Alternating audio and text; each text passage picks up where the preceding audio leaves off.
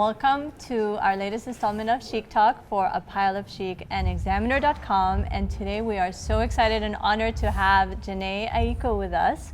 Thank you so much for being on the show with us today. Thank you for having me. It's our pleasure to have you on. So I know our time is limited, so we want to dig right in. I have to say I was really impressed with what I read the most about you as to what I find about your beginnings. And they say that you started out with music collaborations and then you were in the videos of B2K. Mm-hmm. So, and I was looking at the time frame, and when you were born, I'm like, oh my God, were you just 14? I was 12. 12? Yeah. Oh my goodness. 12. So how old were you when you officially started singing? When I got signed, I was 12 years old. And ever since then I did it professionally and always was writing. And When did you first identify with singing as just a love? I grew up singing. I grew up around a lot of music, and it was always one of my ways of expressing myself. And you have siblings who sing as well. All of my siblings are musical.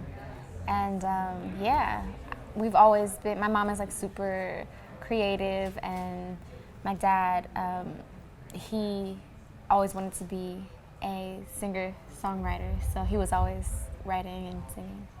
And you write your own Yes, work too. I write and everything. And I heard you were saying you have a free-flowing kind of style that comes to you, and it takes you about a month sometimes of going back and forth. So what's your process like of creating? It all depends. Sometimes songs come to me just in an instant, and it just flows, and I'll get a song done. I'll get a song done in the matter of minutes, you know. But a lot of the times, it'll take some months sometimes, because I'm very particular about how I want everything to sound and what I want it to mean, and I like using wordplay, and I like it to be open for interpretation. So I take good care of like the words that I'm using. And so the process is just, it all depends. It all depends on making that the puzzles fit in quite right. Exactly, because I'm always writing, and a lot of the times I adapt my poems or my stories into songs. So it's a, you know, like you said, it's like putting a puzzle together. And then are you involved in the melody process of finding the tune? And how does that speak to you and come to you? Usually I work really closely with the producers that I work with, so we start from scratch with each other, and I might have a melody already with no words, and I'll sing it to them, and they'll start building the music around my melody.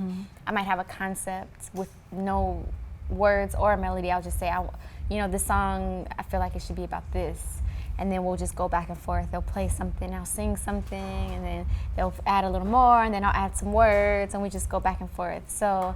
And I produce myself now too, so I'm excited to start doing some songs like that, where it's just like completely, my creation. Your full freedom to express. Exactly. Yeah.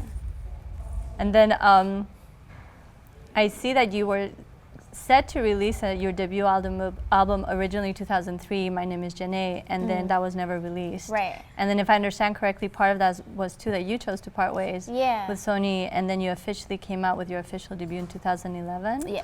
So in that time, what was it that helped you? Was that part of your discovery towards really fully finding your voice, and what was that part of the journey about for you? So in 2003, I was super young, and I wanted to focus on school, and just, I was always singing and writing and working with people, but I knew that I had to graduate high school. Like, that was important for me.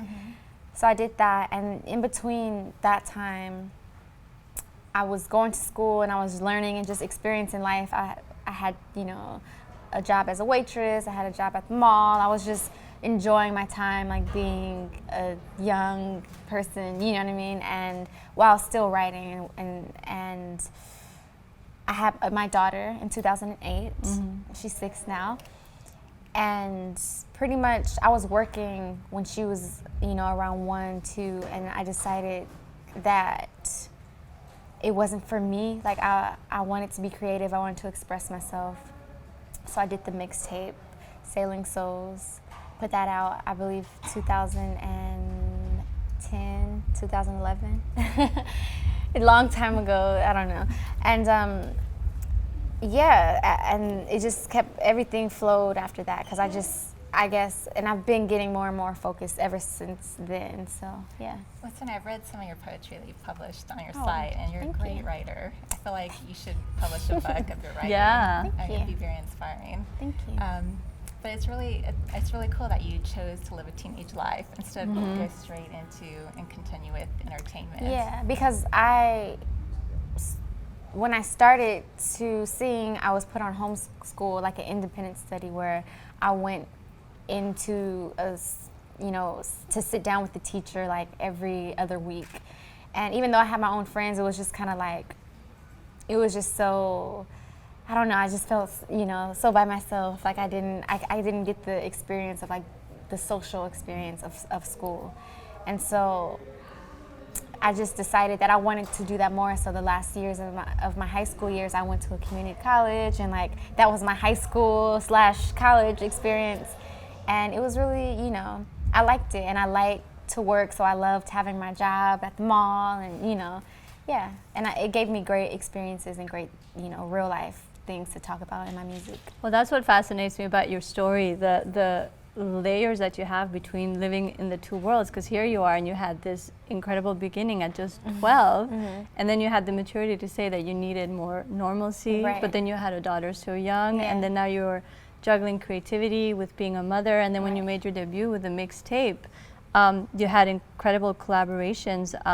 You had Miguel, Drake, Kanye West, so that's a really very impressive way to come back onto the scene. I mean, throughout my time being signed when I was really young, I made so many friends, and I was always in contact with them, and I was still writing and singing part-time, because I was like, just not really focusing on putting out a project. People would call me up like, oh, could you sing on this song, or could you help write this song?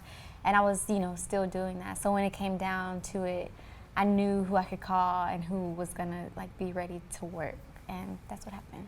And how are you finding the juggling of motherhood and career, and the fact that you're able to earn a living in a creative field, which is amazing, and add to that motherhood? How are you finding that, and how are you making it work? It's it's an everyday balance type of thing. It's definitely hard when you don't have like a nanny or like someone that, because ideally she would be with me all the time, but she's in school and she loves school, and I have a really big family, and she has a big family on her father's side and on my side, so she's always with family.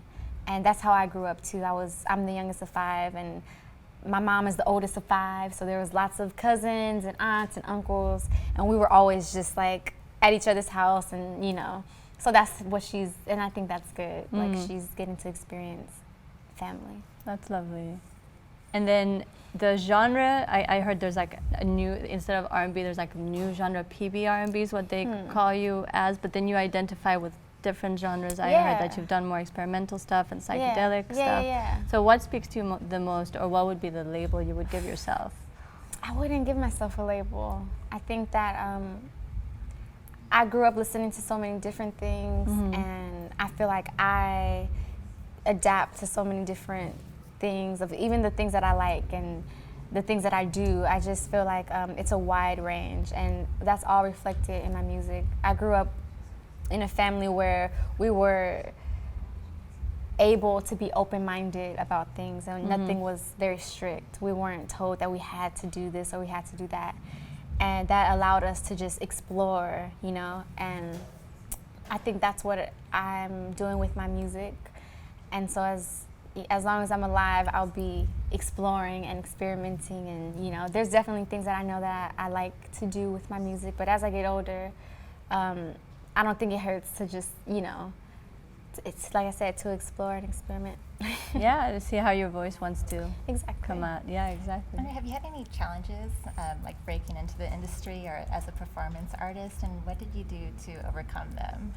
Yeah, I mean, it's a challenge, first of all. It's like I've been doing it since I was 12, and I'm 27 now, so obviously, it took a while to get to this point, but the journey is the reward, and I don't really see things as challenges anymore. It's all a part of the process and the journey, and it's all good, really. like for instance, when my brother passed away in 2012, we were really close, and I just found a way to turn that into art, like turn my pain, you know, into art. And I would just say that was probably the biggest thing. But even in those moments of like, you know, being very sad, I knew that in sharing the story, it would help, you know, someone and not feel alone in their sadness. So, you know, that sort of stuff inspires me, the challenging stuff. So it's kind of like, you know, it always turns out good. Well, we know they're lining up to talk to you, so maybe we'll head off with one last question to all the young girls and the young dreamers out there. What would your advice be to them? My advice would be to make sure that in your heart that it's really something you want to do. Whatever you're dreaming about, make sure it's a true dream, a true passion, and not for any shallow reason. Like, I want to be an actress so I can be popular and famous and rich. You know, it's like, if you really love the art and you really, you know, you really have a passion for it, then do it, because it doesn't come easy, and it's something you have to work on, and it's something that you should really love, because you have to have the patience for it. And I'll just say, believe in yourself. You know, that's cliche, but there's gonna, especially now with the internet, and there's so many people that are gonna tell you that no, and you're not this, and you're not that, and just be really negative. So it's important to be, for yourself, be very positive and be a firm believer in yourself, and then to be surrounded by your real family and your real friends that have been there since the beginning. Yeah, that's important. Yeah. And then what's been your favorite part about the Pop-Tarts Crazy Good Summer Tour? My favorite part has been hanging out with Jessie J and Rixton. They're so funny. Your song is amazing that you Thank you. produced with them. Thank you.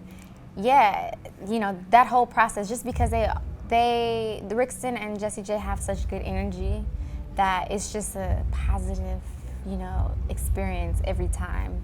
And that's not easy to come by in the music industry, because people have egos and, you know, there's a lot going on, but I think it's a good group of artists working together. Everyone is having fun. That's great. Well, thank you so much, Pop-Tarts, for hosting us, and thank you so much for gracing us with an interview. Thank It was a you. pleasure to have you. Thank you. Thank you. Nice to meet you. I love your dress. I love cats. Thank so. you. I just noticed that they're cats. Nasty gal. Oh, cute. And with that, we're off to our next installment.